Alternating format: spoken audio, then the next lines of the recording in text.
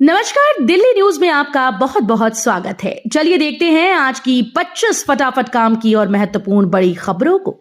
पर इससे पहले वीडियो को लाइक करना बिल्कुल न भूलें।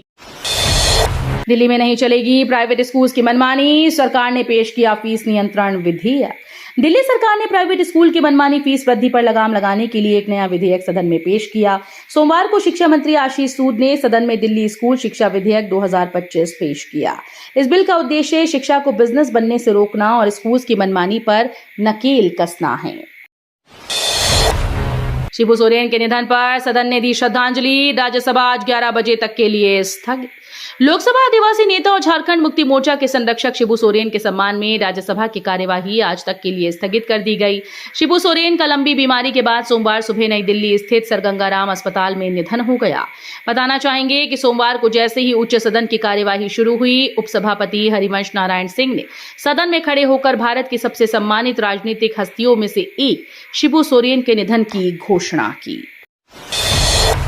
ई विधान हो चुकी दिल्ली विधानसभा में ऑपरेशन सिंदूर और महादेव पर हंगामा, बुलाने पड़े मार्शल। ऑपरेशन सिंदूर को लेकर सोमवार से शुरू हुई दिल्ली विधानसभा की कार्यवाही में जोरदार हंगामा हुआ। इस बीच भाजपा विधायकों ने एक और सेना के शौर्य पर चर्चा की, तो वहीं दूसरे विपक्षी दलों ने पूरे ऑपरेशन पर सवाल खड़े कर दिए। इस बीच प्रधानमंत्री पर अभद्र टिप्पणी को लेकर आम आदमी पार्टी के बुराड़ी निर्वाचन क्षेत्र से विधायक संजीव झा को सदन से मार्शल आउट तक करना पड़ा। आप नेता सत्येंद्र जैन को मिली बड़ी राहत, कोर्ट ने मंजूर की क्लोजर रिपोर्ट। आम आदमी पार्टी के नेता सत्येंद्र जैन को कोर्ट से बड़ी राहत मिली। दिल्ली की एक अदालत ने सोमवार को सत्येंद्र जैन के खिलाफ भ्रष्टाचार का मामला बंद कर दिया है। जानकारी के मुताबिक ये मामला नियमों के विरुद्ध पीडब्ल्यूडी में प्रोफेशनल्स की भर्ती में कथित अनियमितता से जुड़ा हुआ था। दिल्ली विधानसभा बनी पेपरलेस, सोलर प्लांट और ई विधान एप्लीकेशन का हुआ उद्घाटन। दिल्ली विधानसभा पूरी तरह से पेपरलेस हो चुकी है, साथ ही पूरी तरह से सौर ऊर्जा से जुड़ चुकी है। देश की पहली ऐसी विधानसभा बन गई जो पूरी तरह से सौर ऊर्जा से संचालित होगी। वहीं ई विधान मंच के जरिए विधानसभा की कार्यवाही अब पूरी तरह से पेपरलेस हो जाएगी। दिल्ली में प्रदूषण फैलाया तो अब खैर नहीं, डीपीसीसी ने तैयार की गाइडलाइंस। दिल्ली प्रदूषण नियंत्रण कमेटी ने एनवायरमेंटल कंपनसेशन लगाने और वसूलने के लिए नई एसओपी तैयार कर ली है। अधिकारी के अनुसार इस नई एसओपी में ईसी लगाने और वसूलने की टाइमलाइन को व्यवस्थित करने के प्रयास किए गए हैं। दिल्ली से सटे गांव में इन दिनों ड्रोन वाली दहशत, रात भर पहरा दे रहे लोग। पश्चिमी यूपी और दिल्ली से सटे एनसीआर के कई गांव में इन दिनों लोग ड्रोन वाली दहशत में जी रहे हैं। आशंका है कि बदमाश ड्रोन से रेकी कर चोरी की वारदात को अंजाम देने की फिराक में हैं। ग्रामीण रात भर जाकर गांव में गली गली घूमकर पहरा दे रहे हैं। पुलिस लोगों से अफवाह में न आने की अपील कर रही है। आतिशी का भाजपा पर आरोप, बोली प्राइवेट स्कूल मालिकों के फायदे के लिए लाई है फीस बिल। आम आदमी पार्टी का कहना है कि दिल्ली सरकार द्वारा प्राइवेट स्कूल्स की फीस नियंत्रित करने के लिए जो बिल विधानसभा में पेश किया जा रहा है वो पूरी तरीके से फर्जी है और उसका मकसद सिर्फ निजी स्कूलों को फायदा पहुंचाना है। इस बारे में विधानसभा में नेता प्रतिपक्ष आतिशी ने सोमवार को एक प्रेस कॉन्फ्रेंस की, जिसमें उन्होंने बिल को लेकर अपनी आपत्तियां दर्ज की। पीएम मोदी पर आपत्तिजनक टिप्पणी करने के आरोप में आप विधायक संजीव झा हुए मार्शल आउट। दिल्ली विधानसभा में आतंकी हमले के बाद सेना द्वारा की गई कार्रवाई पर बहस हुई। इस दौरान आप नेता संजीव झा ने कहा, आज तक किसी प्रधानमंत्री ने ऐसा कायराना काम नहीं किया। अप्रत्यक्ष तौर पर पीएम मोदी के लिए कायराना शब्द का इस्तेमाल करने पर सभा में जमकर हंगामा हो गया। इस हंगामे के दौरान सदन में मौजूद भाजपा नेताओं ने संजीव झा द्वारा बोले गए कायराना शब्द को माफी मांगते हुए वापस लेने की मांग की, लेकिन झा ने ऐसा करने से मना किया तो उन्हें सभा से मार्शल आउट कर दिया गया। दिल्ली की झुग्गियों में खिला टेक्नोलॉजी का फूल, नीली बस में हर किसी के लिए खुला है क्लासरूम। सोमवार को जैसे ही बारिश शुरू हुई वैसे ही श्रीनिवासपुरी की झुग्गी बस्ती के कुछ बच्चे भीगते हुए अपने घरों से बाहर भागे और सीधे एक नीली बस की ओर दौड़ पड़े। उनके लिए ये बस सिर्फ एक बस नहीं बल्कि उम्मीद की रोशनी है। इसका बस नाम है उम्मीद ऑन व्हील्स, एक ऐसा मोबाइल डिजिटल क्लासरूम जिसमें ना तो सीटें हैं और ना ही ड्राइवर, लेकिन इसमें 16 कंप्यूटर लगे हैं जिनकी नीली रोशनी बच्चों को सपने देखने की एक उम्मीद देती है। संसद भवन के पास महिला सांसद की सोने की चेन खींचकर भागे बाइक सवार। सोमवार सुबह दिल्ली के चाणक्यपुरी से चेन स्नेचिंग की घटना सामने आई। हैरानी की बात यह है कि चेन स्नेचिंग की यह वारदात संसद भवन से कुछ ही दूरी पर एक महिला सांसद आर सुधा के साथ हुई। दरअसल तमिलनाडु के मय्यलादुतुरै की कांग्रेस सांसद एम सुधा एक साल से तमिलनाडु भवन में रहती हैं। सोमवार सुबह 6 बजे वो मॉर्निंग वॉक के लिए निकली थी। इस दौरान सड़क पर बाइक सवार बदमाश ने उनकी सोने की चेन गले से खींची और फरार हो गए। पीएम मोदी 6 अगस्त को कर्तव्य भवन का करेंगे उद्घाटन। प्रधानमंत्री नरेंद्र मोदी 6 अगस्त को दोपहर लगभग 12:15 पर दिल्ली के कर्तव्य पथ स्थित कर्तव्य भवन जाकर इसका उद्घाटन करेंगे। इसके बाद पीएम मोदी शाम लगभग 6:30 बजे कर्तव्य पथ पर एक सार्वजनिक कार्यक्रम को संबोधित करेंगे। व्हाट्सएप का बड़ा एक्शन, भारत में बैन हुए 98 लाख से ज्यादा अकाउंट। व्हाट्सएप ने एक बार फिर से बड़ा एक्शन लेते हुए 98 लाख भारतीय यूजर्स के अकाउंट्स बैन कर दिए। मेटा ने अपने जून के कंप्लायंस रिपोर्ट में इस बात की घोषणा की है। इंस्टेंट मैसेजिंग प्लेटफॉर्म ने इन व्हाट्सएप अकाउंट पर मिसयूज और अफवाह फैलाने आदि की वजह से ये एक्शन लिया। लॉर्ड्स और ओवल में हुई गलती की सिराज ने की भरपाई, भारत को दिलाई ऐतिहासिक जीत।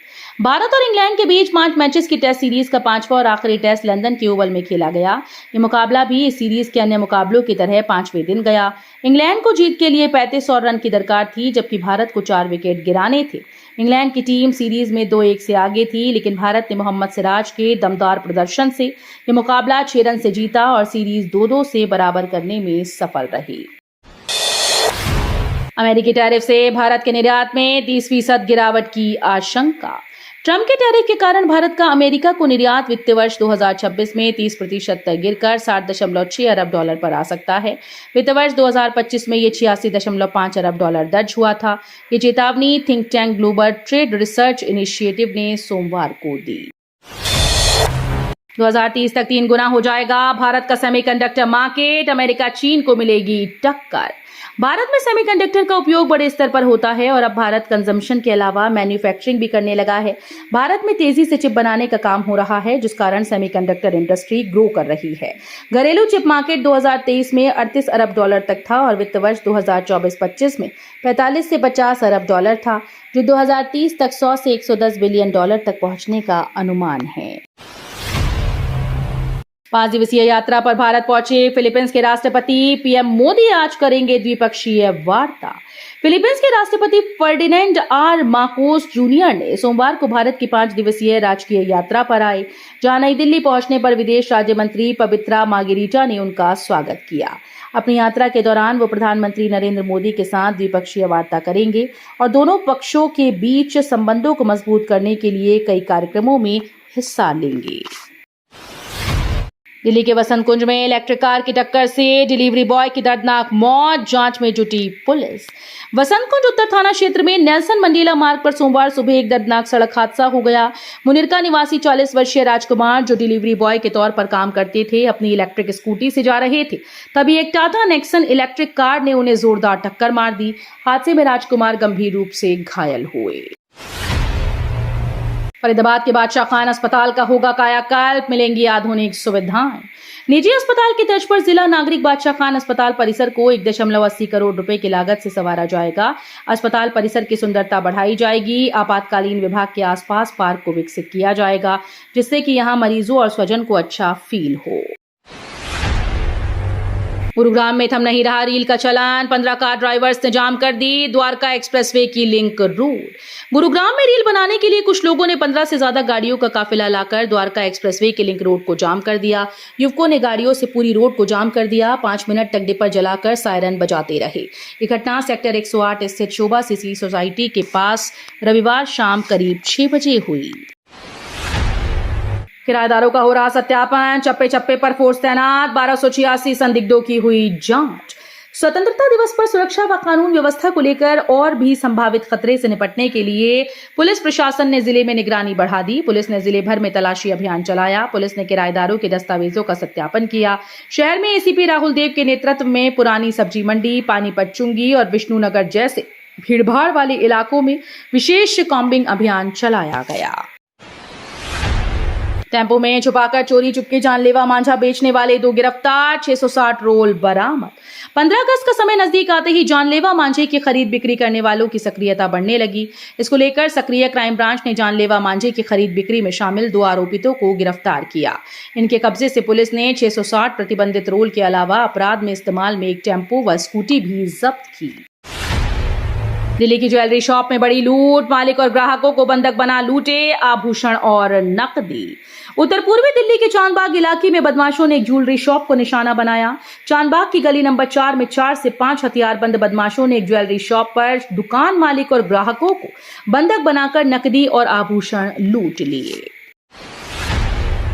दिल्ली में आधी रात गेट बंद करने को लेकर हुआ विवाद, लड़के ने किया चेकर के सीने में मार दी गोली। साउथ दिल्ली के फतेहपुर बेरी थाना इलाके में बदमाशों के द्वारा सरेआम गोली मारकर हत्या करने का एक सनसनीखेज मामला सामने आया।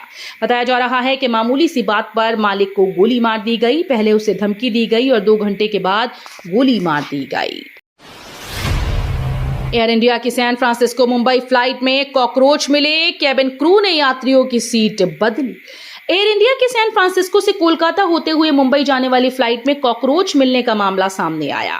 2 पैसेंजर्स ने अपनी सीट के पास कॉकरोच मिलने की शिकायत की थी। इसके बाद कैबिन क्रू ने दोनों की सीट बदल दी। दोनों कॉकरोच देखकर परेशान हो गए। तो ये थी आज की बड़ी खबरें। रोजाना ऐसे ही सबसे पहले अपडेट पाने के लिए चैनल को सब्सक्राइब करना बिल्कुल न भूलें। धन्यवाद।